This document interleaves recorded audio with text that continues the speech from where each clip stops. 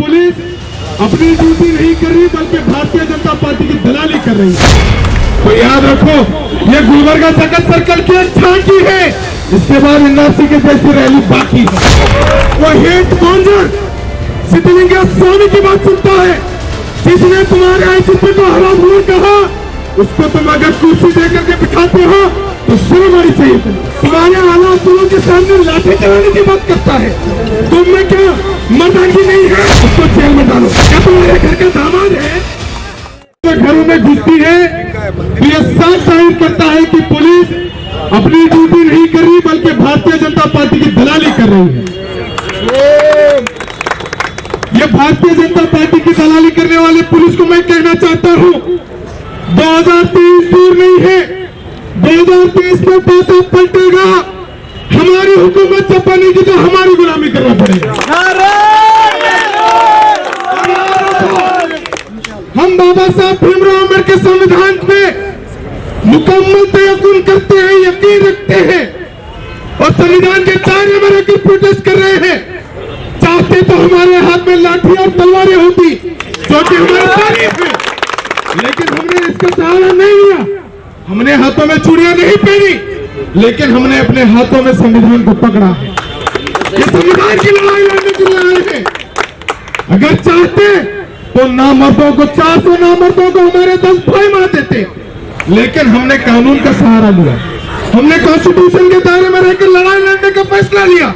उसके बावजूद अगर हमारे पीठों में खंजर भोंका जाता है तो याद रखो, ये गुलबर्गा जगत सर्कल की एक झांकी है, इसके बाद एनआरसी के जैसी रैली बाकी है। और हमें अपनी दरगाहों को तहफ़्फ़ुज़ करना आता है, हमारी माँ बहनों का तहफ़्फ़ुज़ करना आता है। यह भी मुमकिन था कि पुलिस के खिलाफ हम कुछ कार्रवाई करते, लेकिन अलग के नौजवानों ने यह कार्रवाई नहीं की।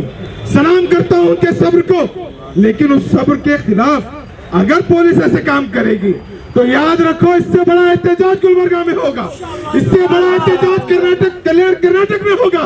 आज पुलिस डिपार्टमेंट किसी एक पार्टी के दबाव में आकर के अपनी गुलामी में सर को झुकाता है। वो हेट मॉन्जर सिद्धलिंगा स्वामी की बात सुनता है, जिसने तुम्हारे आईजीपी को हरामखोर कहा, उसको तुम अगर कुर्सी देकर के बिठाते हो तो शर्म आनी चाहिए तुमको। तुम्हारे आला अफसरों को गाली देता है, तुम्हारे आला अफसरों के सामने लाठी चलाने की बात करता है, तुम में क्या मर्दानगी नहीं है? उसको जेल में डालो।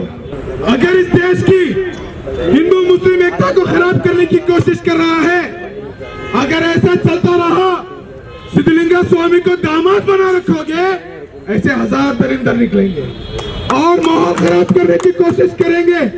और साफ तौर पे कहना चाहता हूं, मुसलमान नौजवान चूड़ी पहन करके नहीं बैठा है। अगर तुम सिद्धलिंगा स्वामी को नहीं रोक सकते, 10 मिनट में हम रोक के बताएंगे।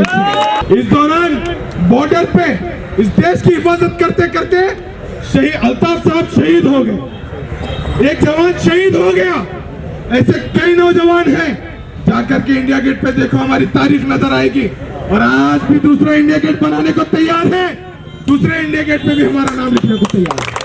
हमारे बच्चों को इंस्टेंट रिलीज नहीं किया गया, सिद्धलिंगा स्वामी को अरेस्ट नहीं किया गया, जेल नहीं भेजा गया, और उन तमाम फिरका फरस्त ताकतों को जिन्होंने सेक्शन 144 का वायलेशन किया, उनको अगर जेल नहीं भेजा जाएगा तो हमारा एहतजाज लगातार जारी रहेगा। करना यह चाहिए था कि अलन में एम्प्लॉयमेंट फैसिलिटीज को जारी करना था, लेकिन अपनी नाकामी को छुपाने के लिए, अपनी नामर्दगी को छुपाने के लिए मर्दों पर जुल्म करना, ये बात मर्दों की नहीं है बल्कि नामर्दों की। अगर मर्दों पर जुल्म कर रहे हो अपनी नामर्दगी छुपाने के लिए, तो हम कहते हैं तुम्हारा जवाब 2023 में हम देंगे। 2023 में तख्त निकालेंगे, घुटनों के बल लाल मशाक अंसारी दरगाह पर हाजिर करने पर मजबूर करेंगे।